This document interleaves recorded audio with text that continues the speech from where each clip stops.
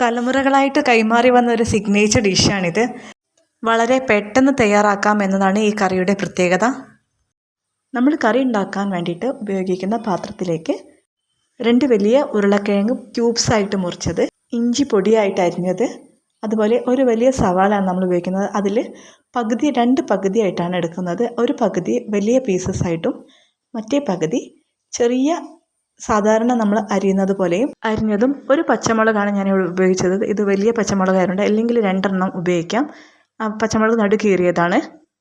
പാകം ചെയ്യാൻ ഉപയോഗിക്കുന്ന പാത്രത്തിലേക്ക് ഉരുളക്കിഴങ്ങ്, ഉള്ളി, പച്ചമുളക്, ഇഞ്ചി എന്നിവ ഇട്ടതിന് ശേഷം ഒരു 1/2 ടീസ്പൂൺ മഞ്ഞൾപ്പൊടി, 1 ടീസ്പൂൺ മുളക് പൊടി, 1 ടേബിൾ സ്പൂൺ മല്ലിപ്പൊടി, പച്ച മല്ലിപ്പൊടിയാണ് വേണ്ടത്, 1 ടീസ്പൂൺ ഉപ്പ് എന്നിവ ഇട്ടതിന് ശേഷം ആവശ്യത്തിന് വെള്ളവും ഒഴിച്ച് അടുപ്പത്ത് വേവാൻ വേണ്ടി വയ്ക്കുക. ഇതിലേക്ക് ഒരു ചെറിയ തക്കാളി ചെറുതായി അരിഞ്ഞിടാം. എല്ലാം കൂടി നല്ലതുപോലെ മിക്സ് ചെയ്തതിന് ശേഷം മൂടി വെച്ച് വേവിക്കാം. ഇതൊരിക്കലും കുക്കറിൽ വേവിക്കരുത്, അപ്പോൾ അതിൻ്റെ ടെക്സ്ചർ തന്നെ മാറിപ്പോകുന്നുണ്ട്. മൺചട്ടിയിലാണെങ്കിൽ വളരെ സ്വാദായിരിക്കും.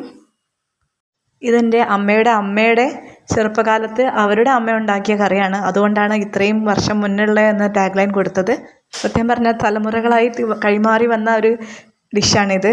ഗ്യാസ് വളരെ സിമ്മിലേക്ക് ആക്കുക. ഇനി ഇത് മൂടി വെച്ച് 10 മിനിറ്റോളം വേവിക്കുക. ഈ സമയം കൊണ്ട് നമുക്ക് അരപ്പ് തയ്യാറാക്കാം. മിക്സിയുടെ ജാറിലേക്ക് 1 കപ്പ് തേങ്ങ ചിരവിയത്, 1/2 ടീസ്പൂൺ മഞ്ഞൾപ്പൊടി, 2 വലിയ പച്ചമുളക്, 4 ചെറിയ ഉള്ളി, അരയ്ക്കാൻ ആവശ്യത്തിന് വെള്ളം എന്നിവ ഒഴിച്ച് നല്ല രീതിയിൽ അരച്ചെടുക്കുക. ഇപ്പോൾ നല്ല ഫൈനായിട്ട് അരച്ച് വന്നിട്ടുണ്ട്. ഇനി കറിയിലേക്ക് നമുക്കിത് കലക്കാം. കിഴങ്ങൊക്കെ നല്ല രീതിയിൽ ഉടഞ്ഞു വന്നിട്ടുണ്ട്. ഇനി നമ്മുടെ അരപ്പ് ചേർക്കാം. ഈ സമയത്ത് ഉപ്പ് വേണമെന്ന് തോന്നുകയാണെങ്കിൽ കുറച്ചുകൂടി ഇടാം. ഒരു 2-3 മിനിറ്റോളം ഇത് വീണ്ടും തിളപ്പിക്കുക. ഇതിലേക്ക് നമുക്ക് കറിവേപ്പില ഇട്ട ശേഷം കറി വാങ്ങി വയ്ക്കാം. ഇനി ഇതിലേക്ക് താളിക്കാനുള്ള കാര്യങ്ങൾ നോക്കാം. ഒരു ചീനച്ചട്ടി അടുപ്പത്ത് വെച്ച് അത് ചൂടായി വരുമ്പോൾ അതിലേക്ക് വെളിച്ചെണ്ണ ഒഴിക്കുക. വെളിച്ചെണ്ണ ചൂടായി വന്നാൽ നമുക്കതിലേക്ക് കടുക് ഇടാം. കടുക് പൊട്ടി തുടങ്ങുമ്പോൾ അതിലേക്ക് കറിവേപ്പില ഇടാം. ഇനി നമുക്കത് നമ്മുടെ കറിയിലേക്ക് ഒഴിക്കാം. ചുരുങ്ങിയ സമയം കൊണ്ട് ഉണ്ടാക്കാൻ പറ്റിയൊരു കറിയാണ്. വളരെ ടേസ്റ്റാണ്. ഇത് പുട്ടിൻ്റെ കൂടെയാണ് ഏറ്റവും കോംബോ ആയിട്ട് വരുന്നത്. എല്ലാവരും ഒന്ന് ട്രൈ ചെയ്ത് നോക്കിയതിന് ശേഷം അഭിപ്രായം അറിയിക്കണേ. ഇഷ്ടപ്പെട്ടാൽ ഒന്ന് സപ്പോർട്ടും ചെയ്യണം.